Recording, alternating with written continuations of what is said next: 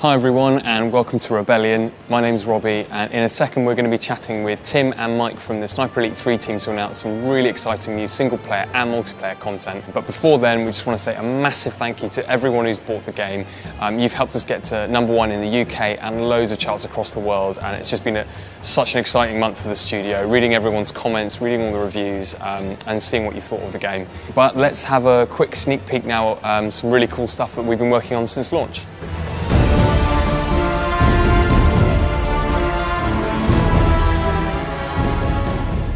I'm with Mike Howell, the lead designer on Sniper Elite 3, and Mike and I are going to chat to you very quickly about Airfield, which is a brand new multiplayer map. It's going to be free for whatever platform you play Sniper Elite 3 on. And yeah, Mike, could you explain to us a little bit about what we can expect when you're playing Airfield and multiplayer?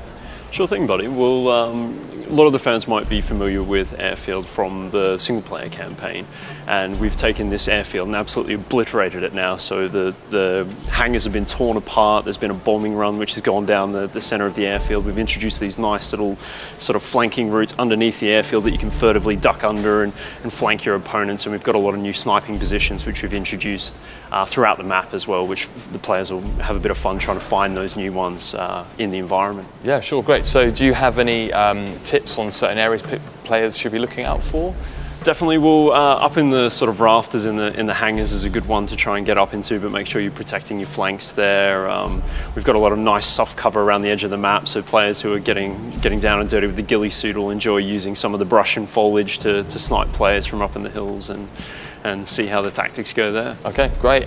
Well, something we haven't talked about is actually this is only the first of a set of new free multiplayer maps that will be coming out across the summer.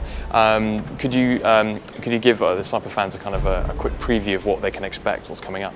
Sure. Well, we've got a very sort of interesting, unique tropical map with a lot of dense foliage, a couple of secret spots around the external perimeter as well. We've got a high altitude map, which is actually kind of 3 spires, and they're separated with the sort of like old ruined sort of dry riverbed and lots of tank carcasses and that sort of thing. And you know, it's really sort of interesting dynamic. We've been playing that with the studio up north, and the final one's kind of just a ruinous sort of battlefield with a bit of a seascape around the outside of it. But again, you know, there's lots of great vantage points for the player to take advantage of there as well. Great, sounds like a lot of fun. Brilliant, thanks Mike. Moving on to single player, we've had a dedicated team of designers working on some brand new single player content for you. It's a 3-part mission series called Save Churchill, and here's Head of Creative Tim Jones to tell you a little bit more about it.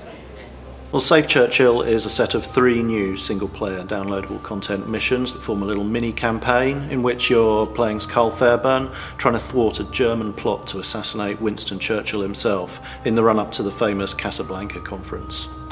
Well, we've got some really exciting stuff over the 3 levels. The first is actually a return to the popular Siwa Oasis mission, but this time it's at night.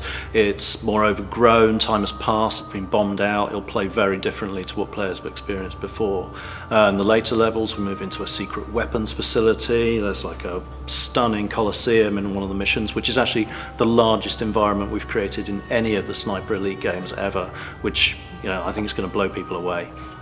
For experienced Sniper Elite players that have been through the campaign, they'll be looking for some new experiences. So we've got new encounters, new weapons, new unit types, and the new missions I think are really going to feel very different. The first mission is called Save Churchill Part 1 in Shadows. We'll be releasing parts 2 and 3 later in the summer. So that was a sneak peek at the new Save Churchill missions for Sniper Elite 3, but the only thing we haven't told you is when you're going to get to play all this new content. Both the new Airfield Multiplayer map and Save Churchill Part 1 in Shadows are available right now on Steam for PC, and if you've got consoles, they'll be coming out very soon on those too. Remember, we've got loads more content coming this summer, and we'll see you in the forums.